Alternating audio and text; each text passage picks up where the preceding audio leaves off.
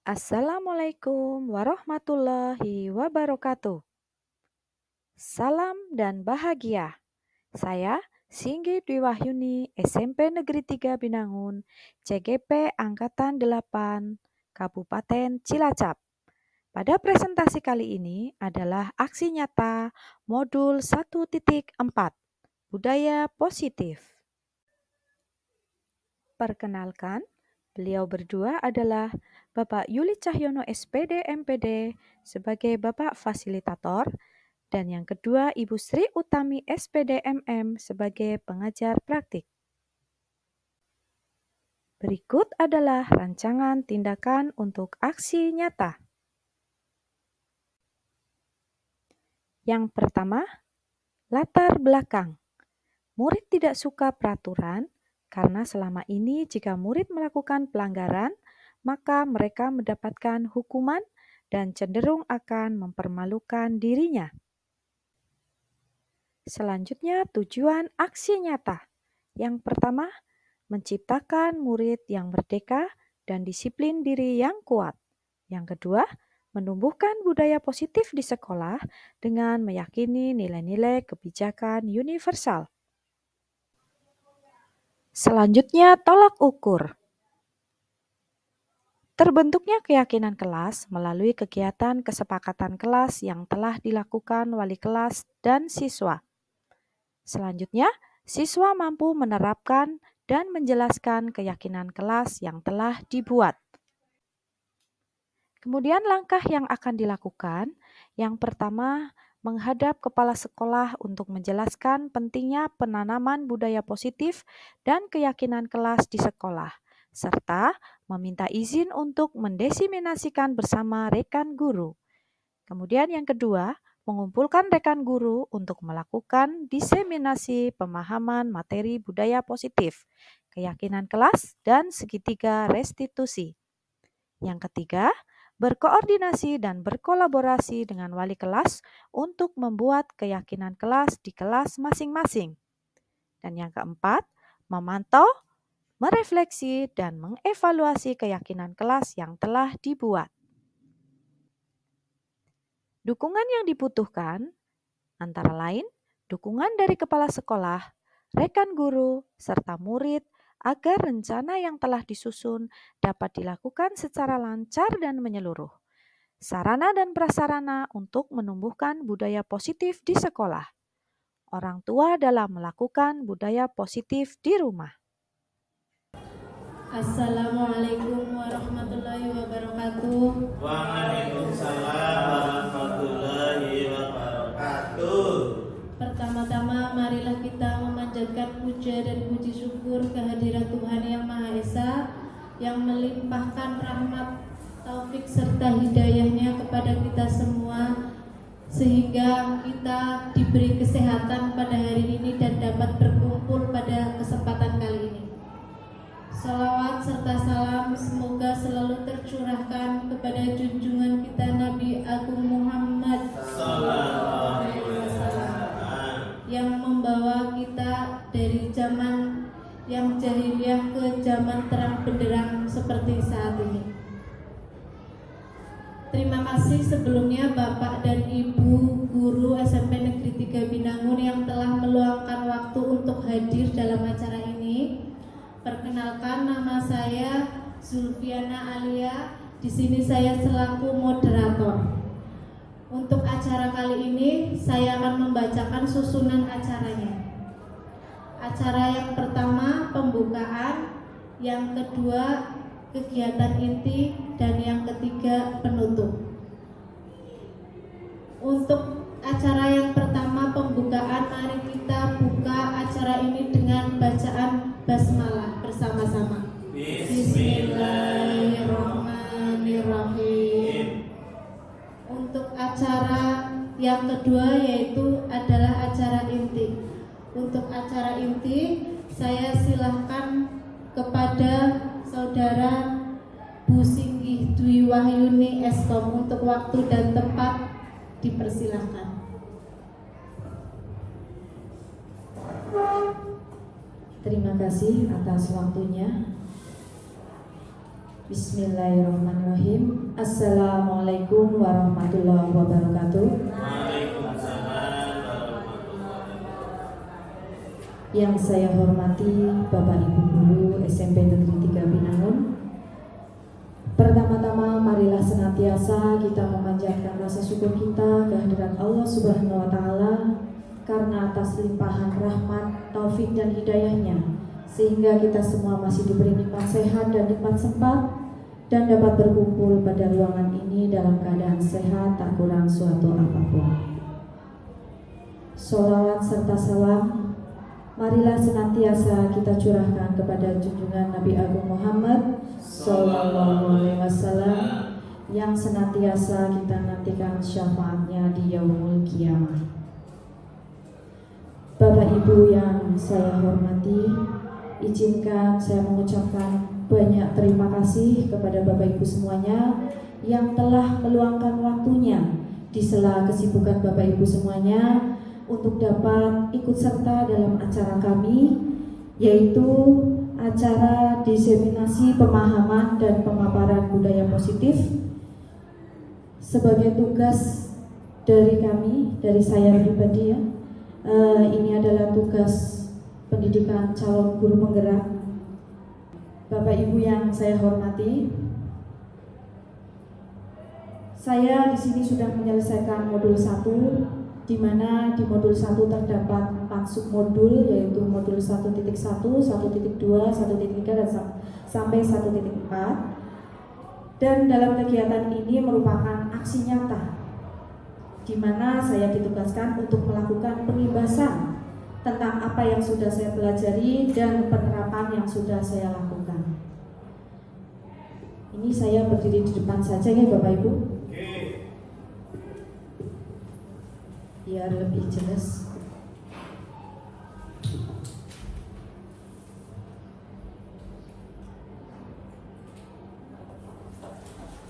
Bapak Ibu, dalam aksi nyata modul 1.4 ini adalah menyebarkan pemahaman dan pengalaman saya tentang penerapan budaya positif. Yang akan saya sampaikan dalam presentasi kali ini itu adalah konsep utama budaya positif Bapak Ibu, di mana dalam konsep budaya positif itu terdapat beberapa subpoin. Yang pertama adalah perubahan paradigma belajar, kemudian disiplin positif, kebutuhan dasar manusia, motivasi perilaku manusia, posisi kontrol, keyakinan kelas, dan segitiga restitusi. Kita akan ulas satu persatu nanti Bapak Ibu ya. Yang pertama di sini adalah pembelajaran dengan paradigma baru. Apa itu pembelajaran dengan paradigma baru? Yaitu merupakan pembelajaran yang berorientasi pada penguatan kompetensi dan pengembangan karakter yang sesuai dengan dimensi profil pelajar Pancasila. Sudah tidak asing lagi ya Bapak Ibu, untuk profil pelajar Pancasila itu apa? Ada dimensinya, ada berapa nih Bapak Ibu? Ada 5. Kira-kira apa saja Bapak Ibu? Masih ingat semuanya? Kalau mandiri. Sebelum mandiri yang pertama dulu Bapak apa? Beriman. Kalau di nyanyian kayaknya lebih ini ya, lebih hafal. Belajar Pancasila. Monggo bernyanyi. Belajar Pancasila, beriman Dan bertakwa ada Tuhan yang Esa. akhlak mulia, berkebinekaan global, gotong royong mandiri, kreatif dan bernalar kritis. Tepuk tangan buat Bapak Ibu semuanya. Dan itu adalah dimensi yang terdapat dalam profil pelajar Pancasila. Ya, ada beriman, bertakwa kepada Tuhan Yang Maha Esa dan berakhlak mulia, berkebinekaan global, gotong royong, mandiri, kreatif, dan bernalar kritis. Ya. Selanjutnya Bapak Ibu, di sini sebelum kita masuk ke materi yang inti, ini ada pertanyaan pemantik Bapak Ibu. Disiplin positif pertanyaan pemantiknya adalah apa arti kata disiplin? Yang sepertinya itu sudah tidak asing lagi dengan keseharian kita di sekolah. Monggo saya serahkan kepada Bapak Ibu siapa yang mau mencoba untuk menjawab dari pertanyaan pemantik yang pertama. Bapak Ngatman, monggo. Oke.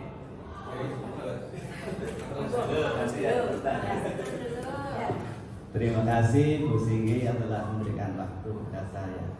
Kalau menurut saya, nama saya ya, saya kenalan dulu Bapak Benar. Nama saya Pak Rusiman, ya, mengajar informatika dan sama dengan Bu Singgi. Ya. Ya. Disiplin menurut saya itu adalah sikap yang seseorang atau siswa yang dilandasi dengan kesadaran atau keinsafan untuk mematuhi segala peraturan atau larangan yang telah ditetapkan oleh kalau sekolah ya siswa ya, kalau sekolah berarti siswanya sekolah ya, kalau di umum berarti sikap umum ya. Itu menurut saya. Terima kasih. Terima kasih kepada Bapak Ngatman, tepuk tangan Ibu Bapak ya. Selanjutnya Bapak Ngatman dulu, nggak apa-apa nanti selanjutnya. Nggih, matur nuwun. Disiplin menurut saya pribadi itu adalah mematuhi tata tertib dan norma yang berlaku. Luar biasa.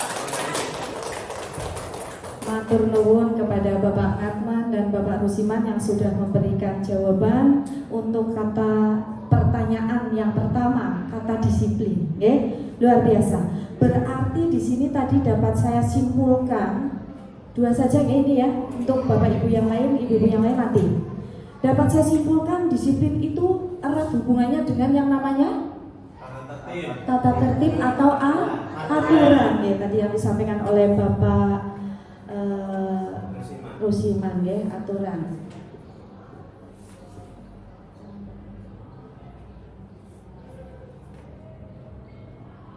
Sebentar.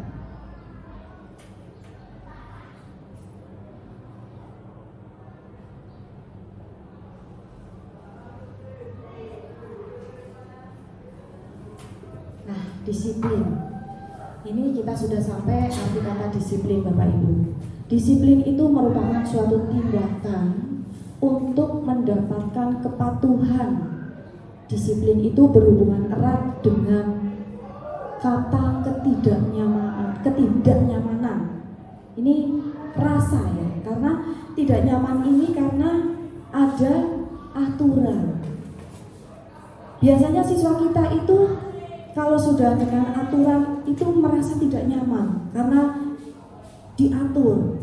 Anak-anak ini cenderung kepingin adanya kebebasan. Ya, next. Disiplin positif Bapak Ibu ini. Kata disiplin itu ternyata ada tambahannya positif. Kalau tadi kata dasarnya disiplin, terus di sini mendapatkan tambahan positif.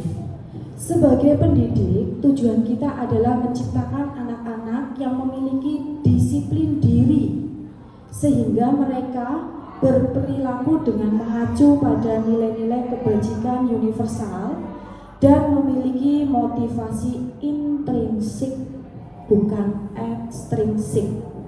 Kalau intrinsik itu berarti dari dalam diri siswa, ya, bukan dari taat terhadap aturan tapi dari luar. Nah itu mudah sekali dilupakan. Seperti halnya contoh, ya, kita taat terhadap patuh terhadap atasan pimpinan. Di saat ada pimpinan kita tertib, tapi di saat tidak ada pimpinan kita tidak tertib, karena itu disiplinnya bukan dari dalam diri, itu karena dari ekstrinsik.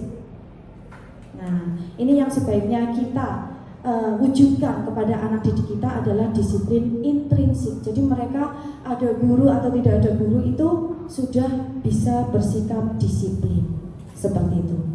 Disiplin positif merupakan salah satu cara penerapan disiplin yang bertujuan untuk menumbuhkan kesadaran serta memberdayakan anak untuk melakukan sesuatu tanpa adanya sogokan, tanpa adanya ancaman maupun hukuman.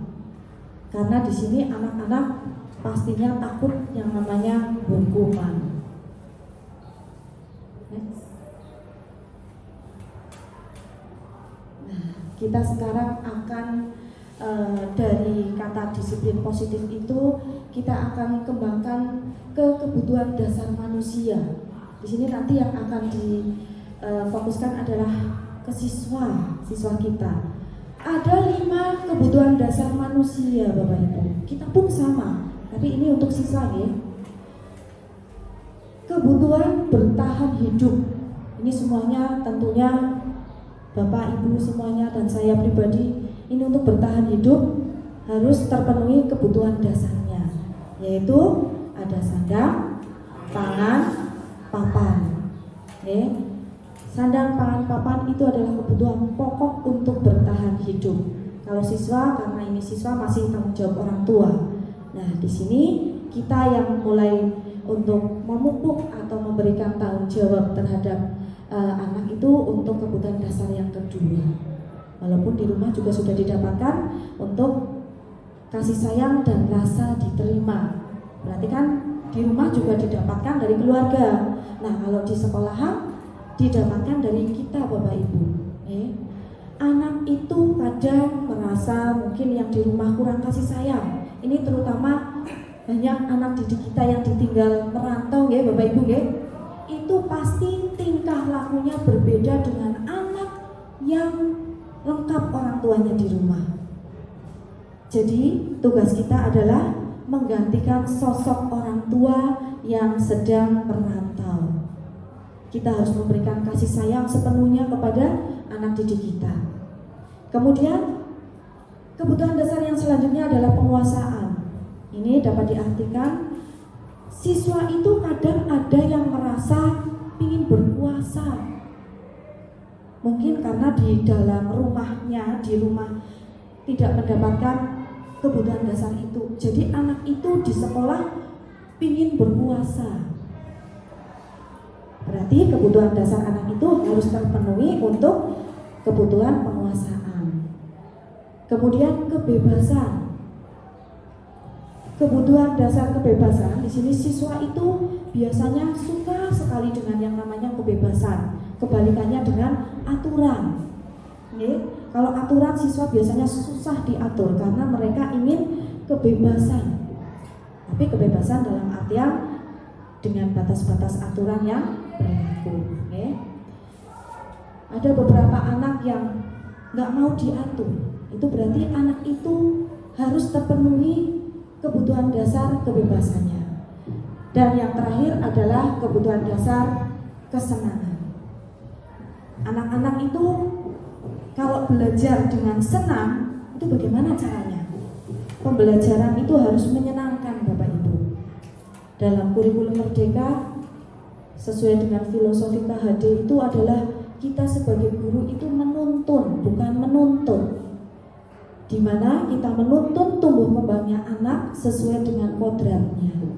Jadi di sini biar anak itu senang sesuai dengan bakat minatnya, sesuai dengan keinginannya.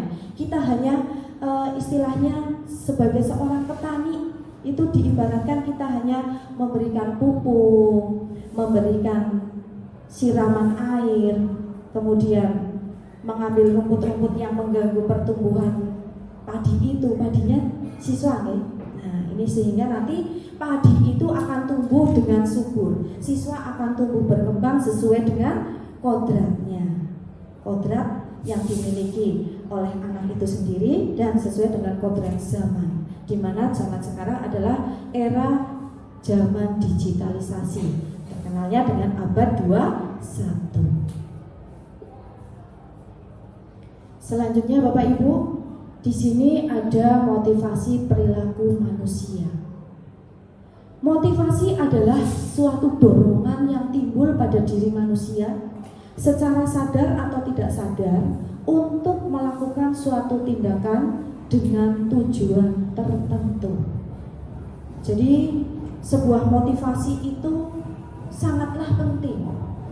Harus kita tumbuhkan, harus kita berikan motivasi kepada anak agar anak itu bisa melakukan sesuatu dengan tujuannya masing-masing.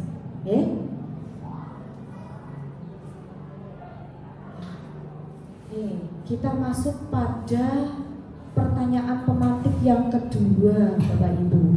Namun sebelum masuk ke pertanyaan kedua, masih semangat Bapak Ibu? Masih semangat. Saya kepingin tepuk semangatnya coba. Kita setiap hari selalu membiasakan ke anak itu tepuk semangat. Kita sekarang di sini praktek tepuk semangat. Kasih contoh. Sambil duduk saja apa berdiri? Berdiri, oke, berdiri. Monggo semuanya. Contohnya tepuk semangat pok-pok 2 kali ya. Pok-pok se, pok-pok ma, pok-pok na.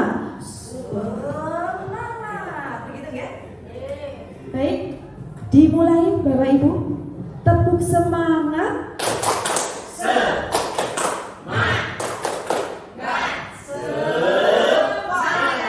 Luar biasa, tepuk tangan.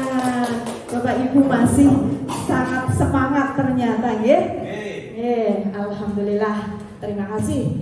Ini masuk ke pertanyaan pemantik kedua Bapak Ibu. Apakah hukuman dapat mendisiplinkan anak?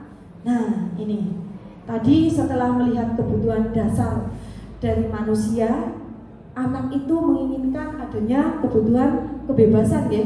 Nah sementara di sini di sekolah ada aturan. Nah, aturan itu tujuannya adalah untuk mendisiplinkan anak. Nah, kalau yang melanggar aturan tentunya akan mendapat hukuman. Ini kata pemantiknya, kata pertanyaannya adalah apakah hukuman dapat mendisiplinkan anak? Monggo Bu Siti Husnul, saya berikan kesempatan untuk menjawab yang pertama. Terima kasih Bu Singgi. Perkenalkan, saya nama Siti Husnul Khotimah, mengampu pelajaran IPS. Menurut pendapat saya bahwa hukuman itu menghukum bukan cara yang terbaik buat mendisiplinkan anak. Menurut pendapat saya. Baik, terima kasih. Terima kasih Bu Husnul.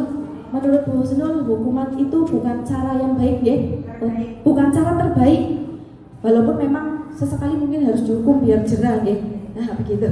Itu pendapat dari Bu Husnul. Selanjutnya pendapat dari Bu Wida. Monggo Bu Wida, saya persilahkan. Terima kasih atas waktu yang diberikan. Perkenalkan, nama saya Bu Wida, mengaku mapel bahasa Inggris. Ya, sebelumnya saya mohon maaf sama Bu Husnul, mungkin pendapat saya akan sedikit berbeda. Ya, jadi menurut saya, apakah hukuman dapat mendisiplinkan anak? Menurut saya hukuman bisa diterapkan dalam mendidik anak. Ya, namun tidak semua hukuman itu dapat diterapkan dalam mendisiplinkan anak, terutama pada hukuman yang menjurus ke arah kekerasan fisik atau psikis. Seperti itu. Terima kasih. Luar biasa. Terima kasih untuk jawabannya Bu Siti Husnul dan Ibu Wida. Dua jawaban yang berbeda. Yang satu tidak apa Bu Husnul? Bukan cara terbaik. Kalau Bu Wida bisa ya. Jadi menghukum itu adalah bisa diterapkan untuk mendisiplinkan anak. Hanya hukuman fisik yang tidak boleh ya. Jadi itu jawaban dari teman-teman ya. Nanti kita akan sharing bersama Bapak Ibu. Kita akan melihat tayangan berikutnya. Motivasi perilaku manusia. Di sini dari hukuman tadi kita akan jabarkan ke dalam motivasi perilaku manusia. Yang pertama itu menghindari ketidaknyamanan dan hukuman. Jadi di sini menghindari, kata menghindari. Murid melakukan disiplin itu karena takut dihukum. Ya, ini berarti murid akan tertib karena takut dihukum. Berarti ini motivasi ekstrinsik. Ya. Jadi murid itu disiplin karena dia takut dihukum, begitu. Kemudian motivasi perilaku manusia yang kedua di sini mendapatkan imbalan atau penghargaan dari orang lain. Ini dalam kasus contohnya adalah murid melakukan disiplin karena ingin mendapatkan imbalan. Bapak Ibu sering pernah melakukan hal itu? Mungkin yang peringkat 1 nanti saya kasih hadiah, begitu guys? Begitu. Nah, saya kasih reward. Rewardnya mungkin berupa barang, berupa uang, berupa apa Bapak Ibu? Ujian. Oh, ujian. Oke. Berbeda Bapak Ibu antara reward berupa pujian dengan reward berupa barang, ya. Berbeda. Di sini masih dalam kategori motivasi ekstrinsik. Sebetulnya itu nggak boleh Bapak Ibu kita memberikan reward berupa barang terutama. Kalau hanya sekedar pujian, bagus, hebat, pintar, keren, luar biasa, itu boleh. Ya, walaupun mungkin juga anak itu masih bisa mematikan bakat anak. Contohnya seperti ini. Anak menjawab atau mungkin anak menulis. Oh, kamu bagus, sudah bisa menulis satu kalimat, padahal anak itu bisa menulis lebih dari satu kalimat. Saya udah menulis satu kalimat saja udah dibilang bagus. Nah, itu yang saya maksud. Kemudian di sini mendapatkan imbalan tadi, misalnya diberi reward sama Pak Rusiman, yang ranking 1 nanti saya kasih hadiah uang 100.000. Nah, dengan 100.000 itu anak merasa senang. Tapi nanti kalau sudah tidak ada uang 100.000 itu, kira-kira anak semangat apa tidak Bapak Ibu? Kurang semangat tentunya. Lah, udah nggak dikasih hadiah, ya males. Begitu biasanya, ya. Jadi ini masih motivasi ekstrinsik. Anak itu disiplin, anak itu berprestasi karena ada dorongan, ada sokongan dari luar, begitu. Yang sudah saya sebutkan tadi di depan. Selanjutnya yang ketiga. Ini perilaku manusianya adalah menghargai nilai-nilai kebajikan diri sendiri. Contoh kasusnya adalah murid melakukan disiplin itu dikarenakan akan nilai kebajikan dirinya. Jadi tanpa adanya sokongan, tanpa adanya harapan imbalan dari Bapak Ibu guru, murid itu akan berlaku disiplin Bapak Ibu. Ini tugas kita. Dari 3 ini coba Bapak Ibu, kira-kira yang paling bagus yang mana? Yang pertama, kedua, apa yang ketiga Bapak Ibu? Yang ketiga, motivasi intrinsik. Ini adalah tugas kita Bapak Ibu, bagaimana menumbuhkan disiplin dengan motivasi intrinsik dari dalam diri siswa itu sendiri. Kalau hanya tadi pujian, oke, bagus, mungkin nggak masalah dalam memberikan rewardnya, penghargaan ke anaknya. Nah, tugas kita nanti adalah memberikan motivasi intrinsik kepada siswa kita, sehingga siswa kita nanti tanpa disuruh itu akan dari diri udah merasa saya harus disiplin, begitu. Ya, yang selanjutnya ini konsep disiplin dengan identitas gagal. Ternyata disiplin itu ada identitas gagal. Nanti satunya ada identitas, lawannya gagal adalah sukses atau berhasil, ya, betul sekali. Nah, di sini ada 2 poin. Yang pertama hukuman, yang kedua penghargaan. Dalam konsep disiplin identitas gagal, hukuman itu tentunya menyakitkan. Siswa kita kalau dihukum pasti dia sakit hati, bahkan mungkin merasa dendam. Saya pernah dihukum sama bapak itu, bu itu, nanti sampai kapanpun biasanya akan teringat. Ya, saya juga teringat kata-kata suami saya. Di sini itu ada guru kita, ya. Ternyata bu guru itu katanya dulu pernah melempar kapur tulis kepada suami saya, karena suami saya dulu pada saat jadi murid SMP itu ngobrol sendiri, akhirnya dilempar kapur tulis, ya. Sampai sekarang masih ingat Bapak Ibu. Jadi kita harus berhati-hati dalam memberikan hukuman ke anak, ya. Kalau bisa jangan hukuman, coba nanti kita akan sampai pada endingnya, ya.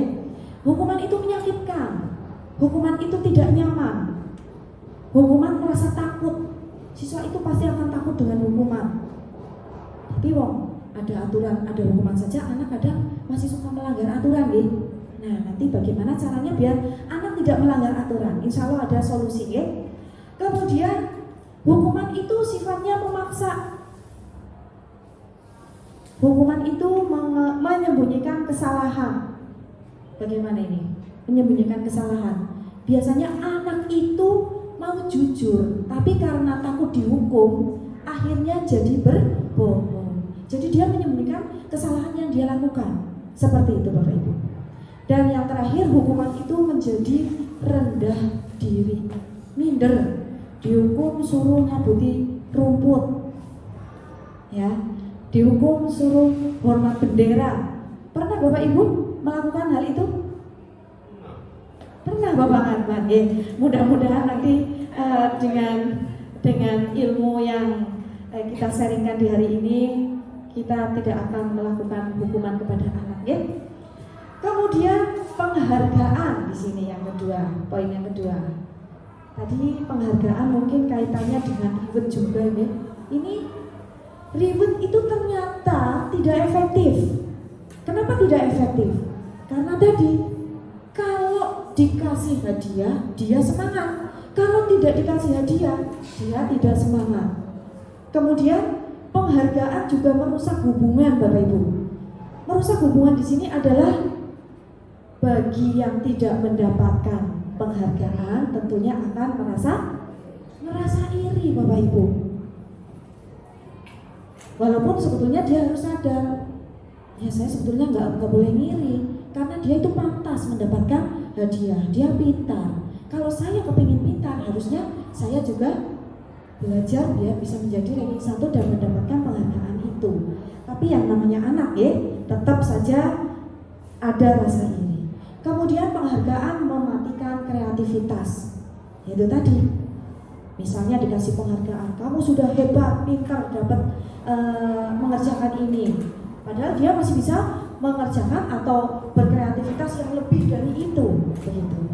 Menghukum dengan sistem ranking. Nah ini penghargaan menghukum dengan sistem ranking. Perankingan sekarang di kurikulum Merdeka tidak ada nih Bapak Ibu.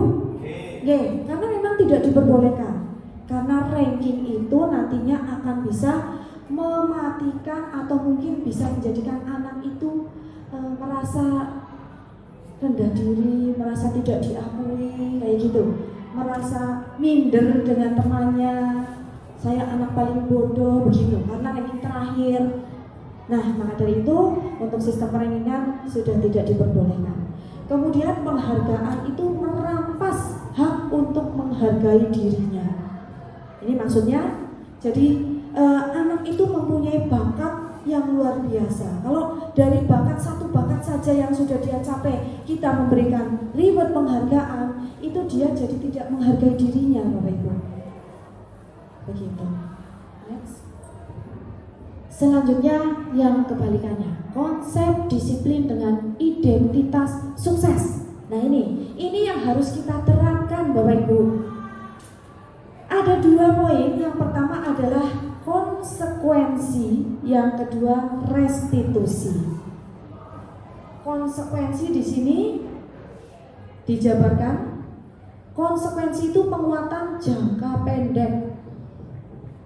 Maksudnya, jadi bahwa konsekuensi anak diberikan konsekuensi. Misalnya, ada anak menumpahkan air minum temannya. Konsekuensinya adalah anak itu harus membersihkan tumpahan air minum itu. Begitu ya. Jadi sifatnya jangka pendek, bukan hukuman tidak tertulis dalam aturan, begitu. Kemudian perlu monitoring berkelanjutan. Jadi kita harus memonitor monitoring anak itu. Anak itu pernah melakukan kesalahan dengan menumpahkan air minum temannya. Terus sudah saya beri konsekuensi untuk membersihkan. Ya, suatu ketika terjadi kejadian hal yang tidak diinginkan lagi, misalnya bukan menumpahkan atau mungkin yang lainnya, kejadian lain, dia bertanggung jawab apa tidak? Nah, kalau bertanggung jawab berarti anak itu sudah ada disiplin diri, motivasi kita yang untuk intrinsik tadi sudah jalan begitu. Kemudian konsekuensi itu stimulus dan respon, memberikan stimulus dan ada responnya, memberikan suatu semangat ke anak, respon anak untuk memperbaiki dari kesalahannya. Kemudian konsekuensi, murid itu menjadi menghormati aturan. Dengan konsekuensi itu nanti murid akan taat dengan sendirinya terhadap aturan yang ada. Kemudian konsekuensi itu kehilangan waktu untuk merenungi kesalahannya.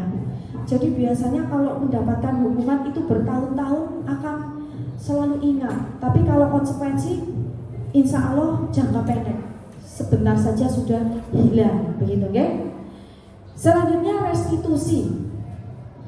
Restitusi itu apa? Nanti kita akan bahas selanjutnya. Di sini akan dijelaskan dulu dalam konsep disiplin. Kalau kita menerapkan restitusi, itu adalah akan menjadikan murid bertanggung jawab atas kesalahannya. Kemudian murid akan fokus pada pemecahan masalah jangka panjang. Murid menghormati dirinya dan orang lain, dan murid akan tahu teori kontrol untuk mengendalikan dirinya. Murid bersemangat untuk memperbaiki kesalahan itu dengan restitusi. Nah, restitusi itu apa? Kita akan bahas selanjutnya. Sebelum ke restitusi apa ya Bapak Ibu? Restitusi dulu aja. Nanti setelah ini saya ingin mengetes konsentrasi Bapak Ibu semuanya. Konsep disiplin melalui pendekatan restitusi. Ini merupakan cara untuk menanamkan disiplin positif pada murid Bapak Ibu. Ini tugas kita sebagai pendidik, kita harus mencoba melakukan pendekatan restitusi terhadap siswa.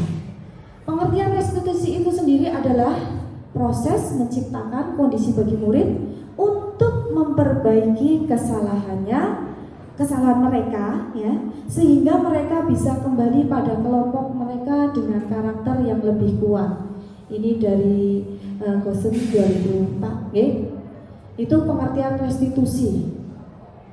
Kemudian ciri-ciri restitusi itu sendiri adalah yang pertama, bukan menebus kesalahan, namun belajar dari kesalahan.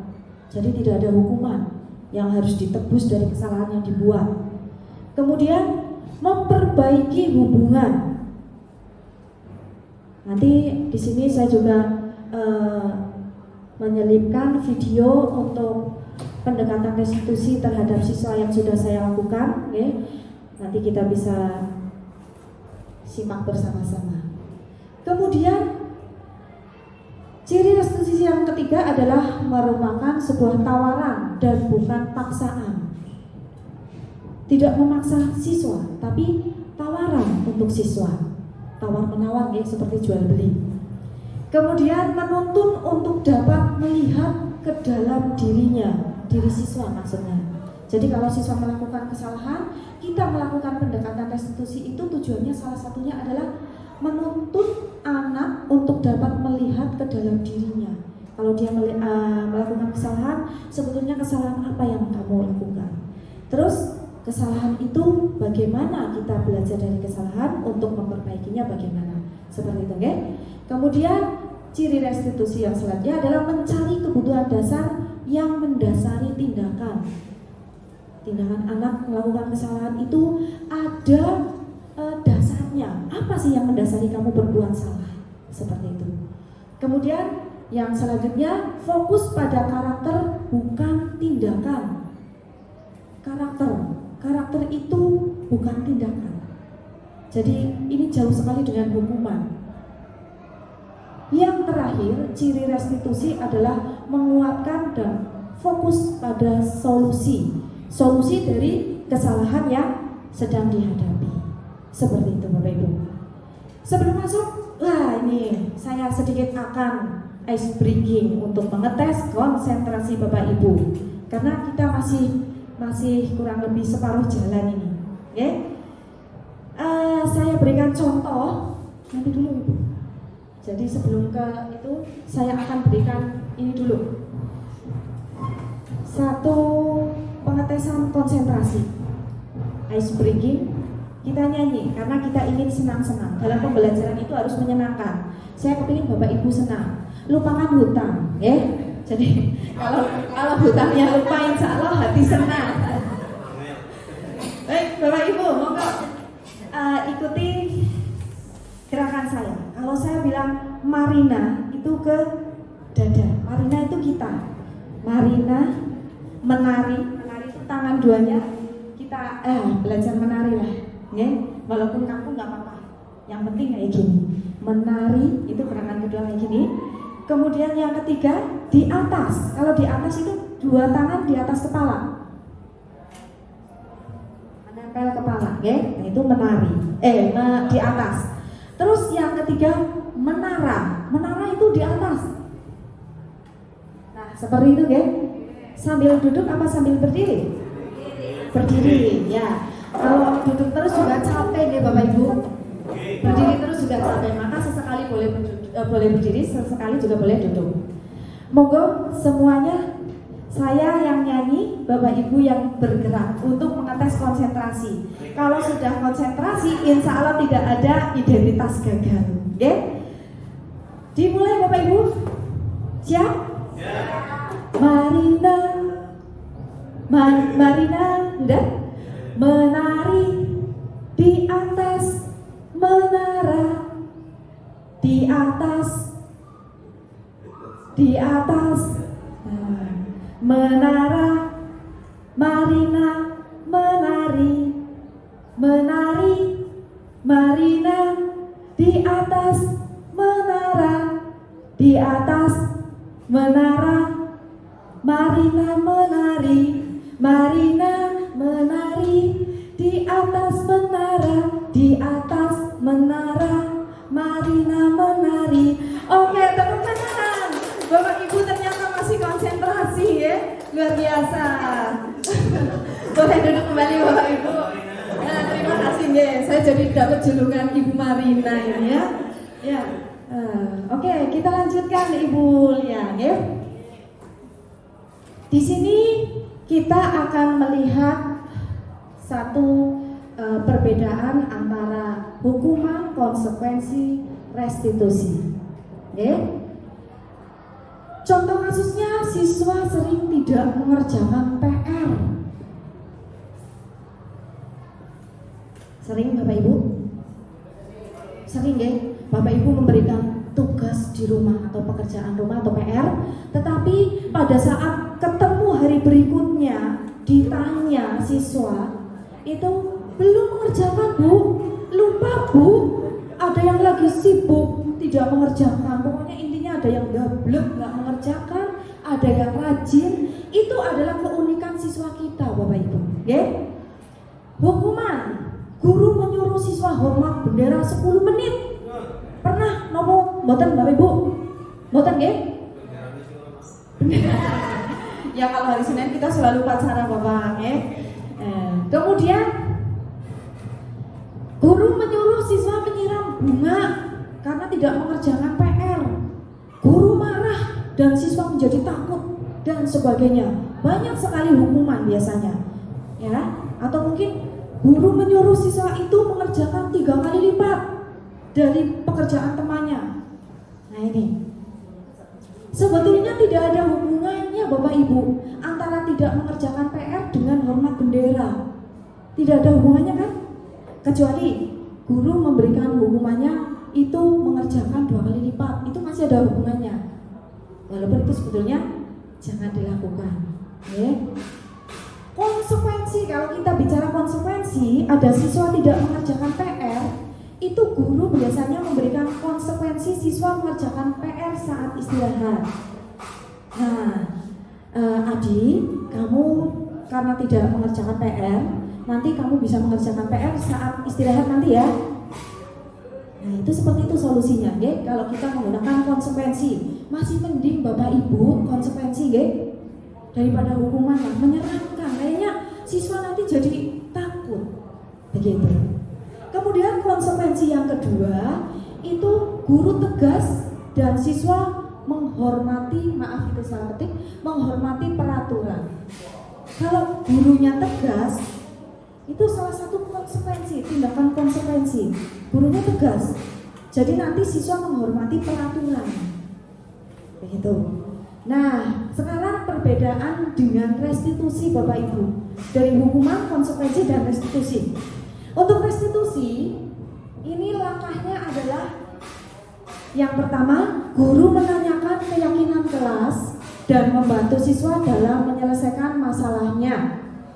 Biasanya kita sudah membuat kesepakatan kelas bersama murid ya Bapak Ibu, yang Bapak Ibu wali kelas.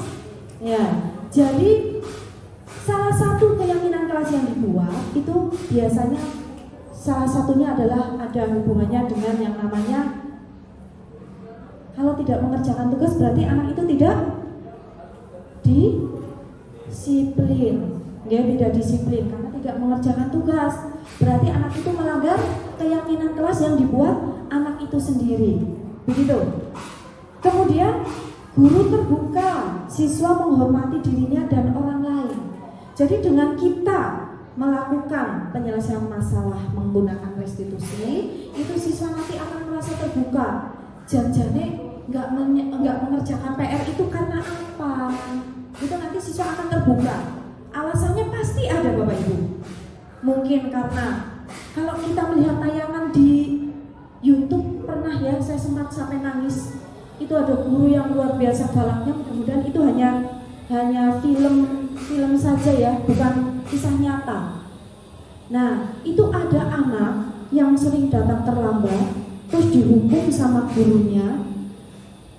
Terus ternyata setelah tahu alasannya, gurunya sangat menyesali sekali. Dia sering datang terlambat karena ibunya sakit parah. Dia sudah tidak punya ayah, dia tinggal berdua dengan ibunya. Itu siswa SMA. Kemudian dia sering datang terlambat karena dia harus mengantarkan ibunya ke puskesmas. Dia memberikan obat ke ibunya dan sebagainya. Harus mungkin bahasa itunya karena tidak mandi ya, karena sakit diseka, istilahnya merumati ibunya begitu. Akhirnya sampai di sekolah dia terlambat. Dan gurunya karena dia memakai hukuman, tidak menggunakan restitusi, akhirnya dia menghukum anak itu. Nah, begitu sampai terakhir dia dihukum, diskors dan sebagainya, sampai akhirnya di video itu saya melihat tayangan yang terakhir itu adalah endingnya ditanya, kamu kenapa tidak masuk?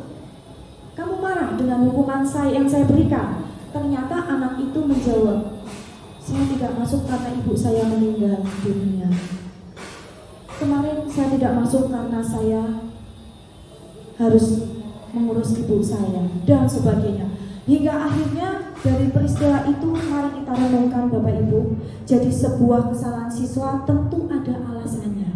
Maka dari itu kita harus sedikit merubah, ya. Syukur-syukur nanti bisa hukuman itu tidak ada.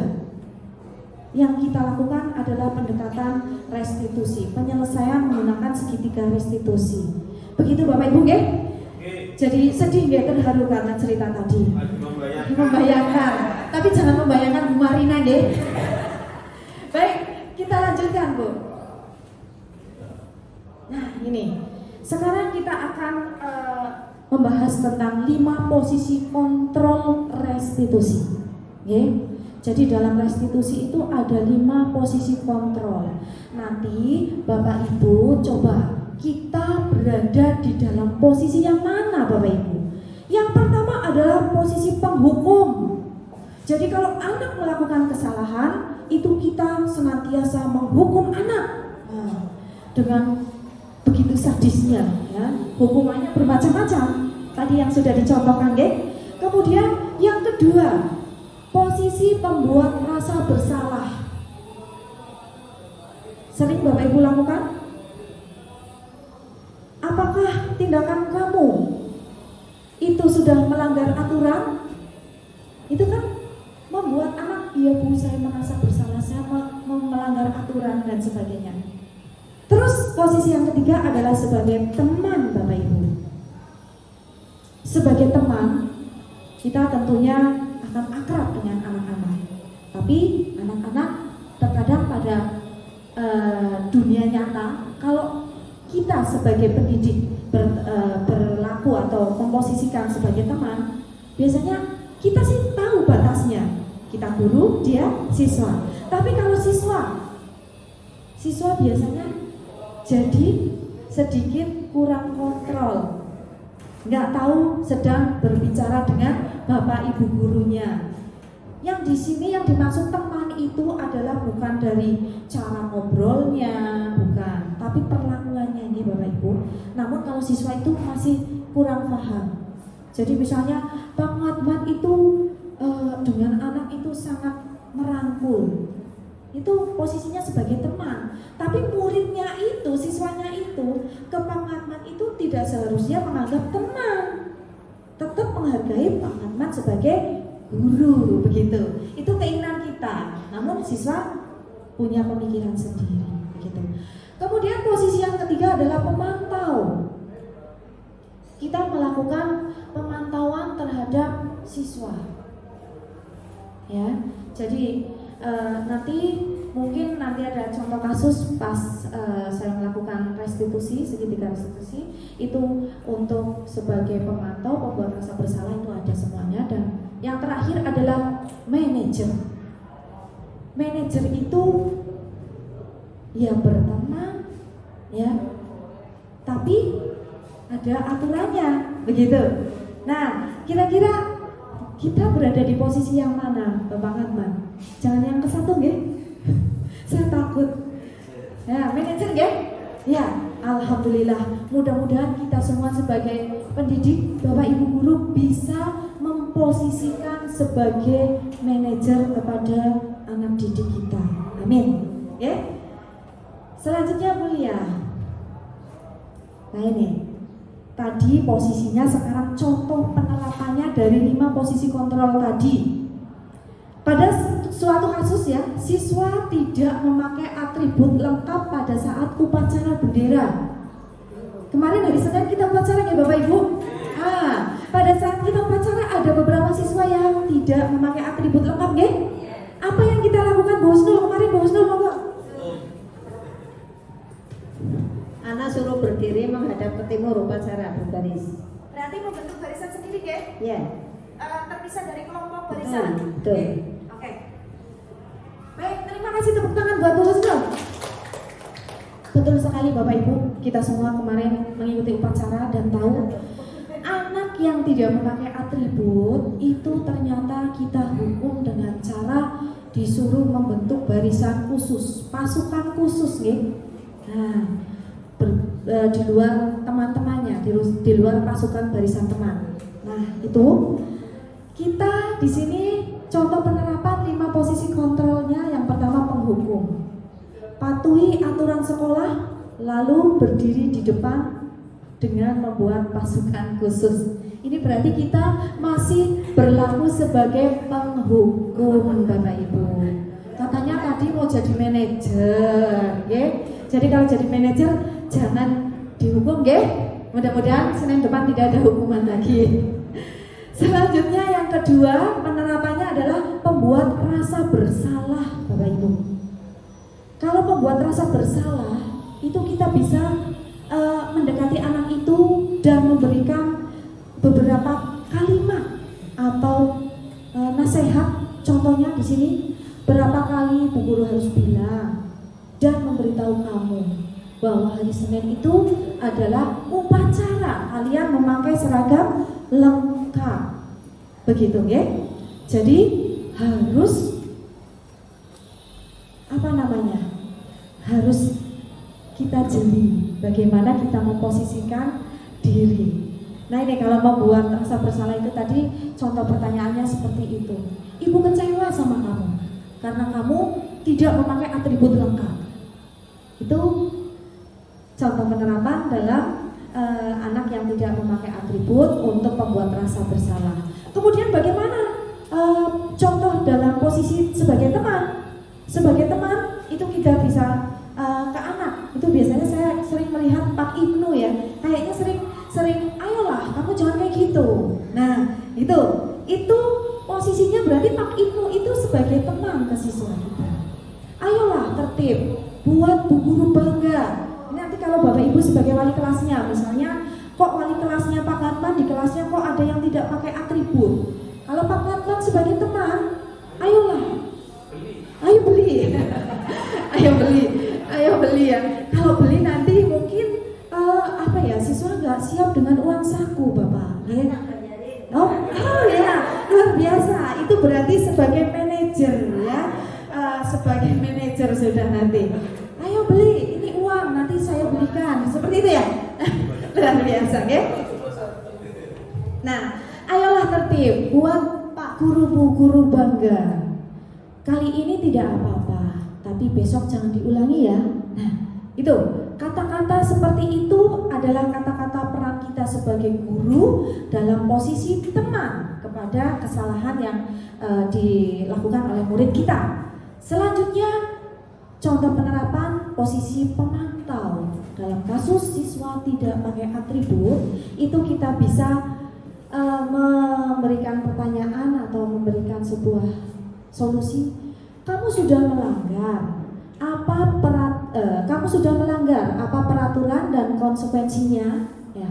Jadi sedikit agak tegas kalau ini ya.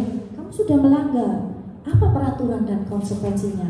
Nah, jadi anak itu sudah tahu. Kan sebelum di awal pelajaran kita kemarin sudah memberikan sosialisasi tentang tata tertib sekolah nggih. Nah, itu. Jadi dengan kesalahan siswa, kita ingatkan saja ke siswa, kamu sudah melanggar apa peraturan dan konsekuensinya. Jadi nanti siswa akan ini sendiri, tahu sendiri, oh iya, saya sudah melanggar aturan kedisiplinan dalam berpakaian. Konsekuensinya apa? Nah itu, siswa akan tahu sendiri. Kemudian yang kelima maksud saya yang udah nggak konsentrasi nih, mohon maaf. Yang kelima adalah manajer. Untuk manajer di sini ada beberapa yang bisa kita tanyakan ke siswa yang melakukan kesalahan. Apakah kamu tahu kesalahan kamu? Jelas tahu, ya. Terus kira-kira bagaimana kamu mau memperbaikinya? Nah, mungkin nanti bisa ditanya. Iya Bu, saya tahu saya tidak memakai topi. Nah kan dia tidak memakai topi. Terus kita gali pertanyaan lagi, kalau kita sebagai manajer, kira-kira bagaimana kamu mau memperbaikinya? Nah itu, ditanya dulu alasannya apa, begitu ya. Dari kesalahan itu wajar. Yang terpenting bagaimana untuk memperbaiki dari kesalahan itu. Seperti itu ya, untuk manajer. Monggo, selanjutnya keyakinan kelas atau kesepakatan kelas. Mengapa keyakinan kelas bukan aturan kelas? Mengapa kita mempunyai peraturan menggunakan itu? Aduh, nantinya tadi malam ya, pas malam-malam jadi nggak jelas. Mengapa kita mempunyai peraturan menggunakan helm saat kita mengendarai sepeda motor? Itu aturan. Bersepeda motor harus memakai helm karena aturan. Tapi kalau kita bertanya, biar apa sih kita menggunakan helm? Biar nggak kepanasan. Biar nggak kepanasan. Itu apa? Ada sesuatu kecelakaan aman, luar biasa. Ya, jadi di sini yang pertama itu mengapa kita mempunyai peraturan menggunakan helm saat berkendaraan, ya? Kenapa kita sebetulnya nggak usah ada aturan itu, tapi kita punya keyakinan bahwa kalau kita pakai helm, insya Allah kita aman. Misalnya seperti yang dijawab sama Bapak Rusima tadi, kalau terjadi hal yang tidak diinginkan, misalnya kecelakaan, kita akan terlindung kepala kita. Karena kepala itu adalah organ yang sangat vital apabila kita terjadi kecelakaan, ya. Kemudian Kenapa kita memiliki peraturan memakai masker dan rajin cuci tangan? Kenapa? Karena ada aturan. Di saat corona kita wajib pakai masker. Begitu, kan? Janjane kalau tanpa aturan itu pun kita sudah yakin kalau pakai masker itu aman. Berarti ini biar apa? Yang pertama tadi biar aman, keamanan ya. Jadi kita keamanan. Yang kedua biar apa? Iya, biar tetap sehat, menjaga kesehatan, terhindar dari virus corona. Jadi kita yakinkan pada diri kita, tanpa adanya aturan pun kita harusnya yakin bahwa kalau kita pakai masker itu insya Allah akan terhindar dari virus corona. Seperti itu. Nah, yang selanjutnya kegiatan membuat keyakinan kelas 9F. Ini kebetulan saya wali kelas 9F. Kemarin saya membuat keyakinan kelas bersama kelas saya. Di sana saya mendiskusikan tentang peraturan kelas yang ada, kemudian merumuskan peraturan menjadi keyakinan dan menempelkan keyakinan kelas yang sudah disepakati di dalam kelas. Begitu, ya. Bapak Ibu semuanya juga melakukan hal yang sama, ya. Itu. Jadi anak nanti akan dengan sendirinya sadar bahwasanya tanpa adanya aturan, tapi dengan keyakinan kelas yang dibuat, dia sudah melanggar. Insya Allah anak akan punya solusi tersendiri untuk memperbaiki kesalahannya. Bagaimana pembentukan keyakinan kelas? Pembentukan keyakinan kelas itu lebih abstrak dari peraturan. Ya, jadi di sini tidak, kesannya itu tidak seperti hal yang menakutkan begitu kalau aturan, kalau keyakinan, ya. Beda dengan aturan, disiplin dan sebagainya. Singkat agar mudah diingat. Monggo Bapak Ibu yang belum membuat. Singkat agar mudah diingat. Tidak boleh dalam bentuk kalimat. Boleh dalam bentuk kalimat tapi yang singkat dan mudah diingat. Misalnya keyakinan kelas yang saya buat kemarin adalah kelas harus bersih, ya. Begitu, kelas harus bersih, atau mungkin datang tepat waktu. Nah, kalau ada siswa yang terlambat, otomatis itu keyakinan kan dibuat bersama-sama siswa. Itu bukan aturan, tapi keyakinan kalian loh ini loh, begitu. Jadi anak yang melanggar keyakinan tadi akan dikembalikan, ini keyakinan yang kamu buat. Kamu sudah melanggar keyakinan apa? Disiplin, Bu. Disiplin apa? Waktu, karena saya sudah terlambat, misalnya seperti itu, ya. Nah, terus bagaimana untuk memperbaikinya? Atau alasan apa? Kenapa kamu terlambat? Saya tidur terlalu malam, Bu. Misalnya seperti itu. Nah, solusinya bagaimana? Kalau kamu sudah melanggar, nah, nanti akan ada solusi. Solusinya adalah mungkin akan tidurnya lebih awal dan memasang alarm, begitu, ya? Nanti ada ini contoh kasus saya untuk penyelesaian dengan menggunakan segitiga restitusi untuk yang datang terlambat, ya? Nanti ada. Kemudian berupa pernyataan universal. Jadi pernyataannya ini bersifat universal, umum, jangan yang individu. Kemudian sesuai dengan kondisi kelas dan lingkungan sekolah agar mudah untuk diterapkan. Disesuaikan dengan masing-masing. Mungkin keyakinan kelas di SMP kita dengan di SMP 1 berbeda, ya. Disesuaikan dengan kondisi lingkungan sekolah masing-masing memang, ya. Kemudian keyakinan kelas itu dibuat dalam bentuk kalimat yang positif. Ya enggak ada lah, datang terlambat kan enggak ada. Masa keyakinan kelas datang terlambat, ya? Jadi kalimatnya yang positif. Semuanya positif, menginginkan kelas yang rapih dan bersih. Nah, kan ya gitu contohnya. Kemudian yang terakhir, keyakinan kelas itu dibuat, itu semua warga sekolah dilibatkan dalam membuat keyakinan.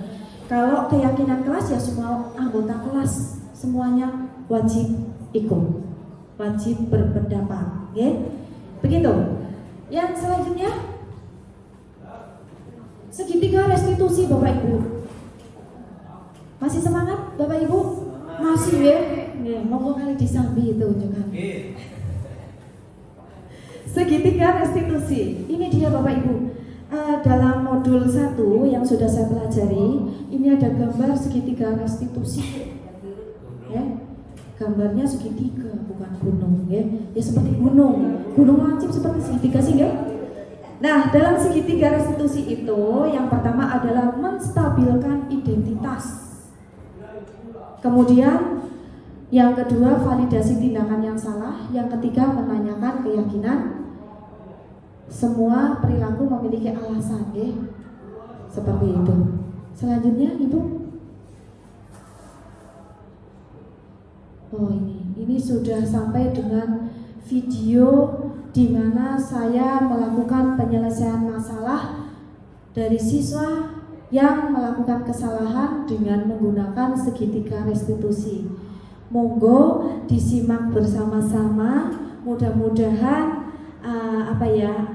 ada inspirasi yang bisa atau hikmah yang bisa diambil dari video yang sudah saya buat. Dan saya mohon maaf kalau misalnya nanti dalam videonya masih banyak kekurangan. Begitu, ya? Ini adalah tayangan videonya. Monggo kita bersama bersama.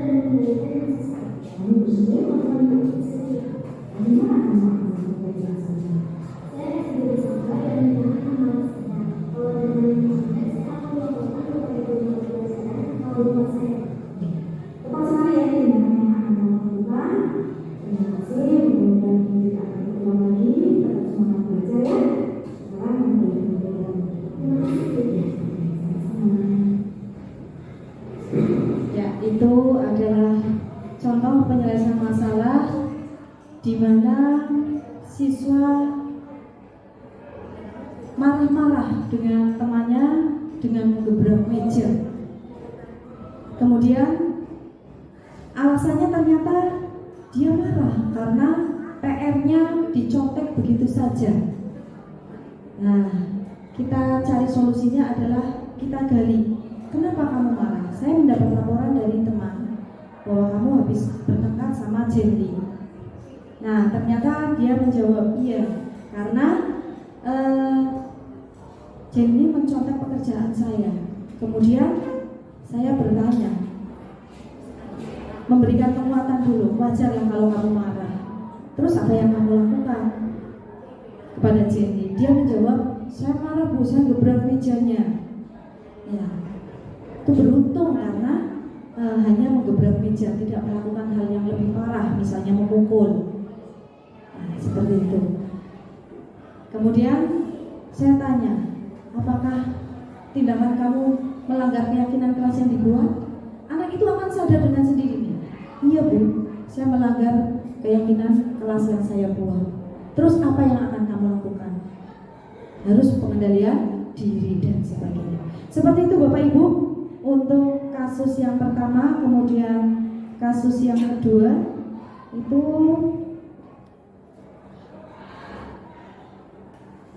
siswa yang sering datang terlambat. Ya, sama kamu udah berapa kali datang terlambat ke sekolah? 6 kali. Kenapa kamu sering terlambat ke sekolah? Karena tidur bareng anak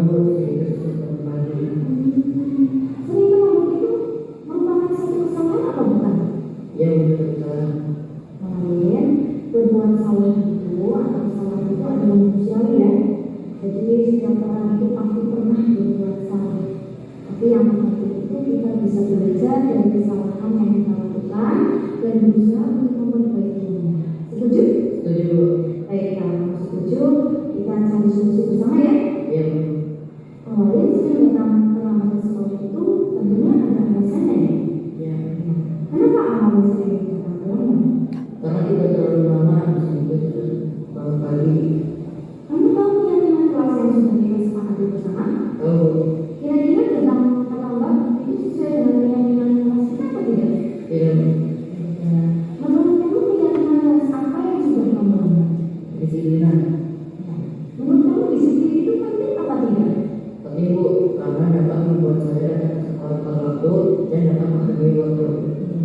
Betul sekali. Disiplin itu penting untuk kita semuanya, sehingga kita bisa menghargai waktu, bisa menghargai orang lain yang ada di sekitar kita. Kalau kita punya pekerjaan, kalau kita bisa memanage waktu dengan baik, pekerjaan kita akan terselesaikan dengan tepat waktu, tidak menumpuk ya. Serta kita juga dapat menumbuhkan rasa kepedulian dengan sesama ya.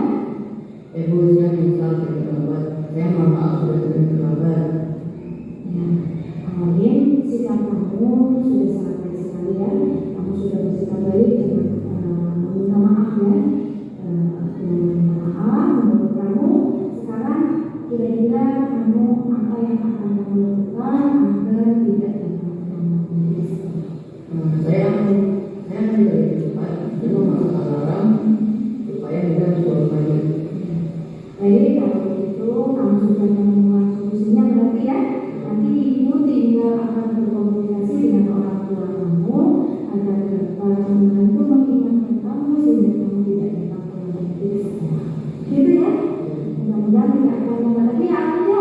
Ya, terima kasih. Boleh mas ya. Ya, itulah video yang kedua tentang menangani atau menyelesaikan masalah anak yang sering datang terlambat. Anak itu dengan kita melakukan pendekatan restitusi, beberapa pertanyaan kita cari tahu penyebabnya anak itu terlambat, kemudian dia bisa menemukan solusi sendiri. Bagaimana kamu biar tidak datang terlambat lagi? Saya akan tidur lebih awal Bu, dan saya akan memasang alarm, begitu ya. Nah, itu video dari saya. Kemudian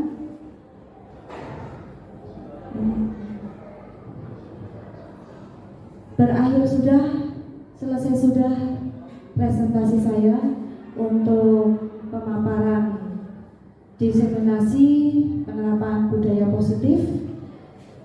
Terima kasih.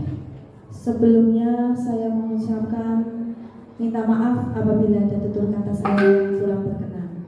Wabillahi taufiq wal hidayah. Wassalamualaikum warahmatullahi wabarakatuh. Waalaikumsalam warahmatullahi wabarakatuh.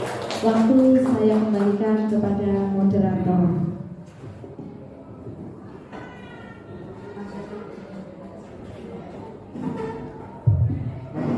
Terima kasih kepada Ibu Singgi Dwi Wahyuni atas paparan tentang diseminasi pemahaman dan penerapan budaya positif. Semoga ini nanti bisa diterapkan oleh Bapak Ibu di SMP Negeri 3 Binangun. Budaya positif harus dibiasakan di lingkungan sekolah. Bisa dilakukan dengan melakukan pendekatan restitusi seperti itu, Bapak Ibu. Menginjak acara yang terakhir, sebelumnya saya mengucapkan terima kasih kepada Bapak dan Ibu yang telah menghadiri diseminasi pemahaman dan penerapan budaya positif dalam rangka calon guru penggerak angkatan 8 Bu Singgi Dwi Wahyuni Eskom, dan saya selaku moderator mohon maaf apabila jika selama acara ada kesalahan seperti itu. Acara yang terakhir yaitu mari kita tutup dengan bacaan hamdalah bersama-sama. Alhamdulillahirabbil alamin. Wabillahi taufiq wal hidayah. Wassalamualaikum warahmatullahi wabarakatuh. Waalaikumsalam warahmatullahi wabarakatuh.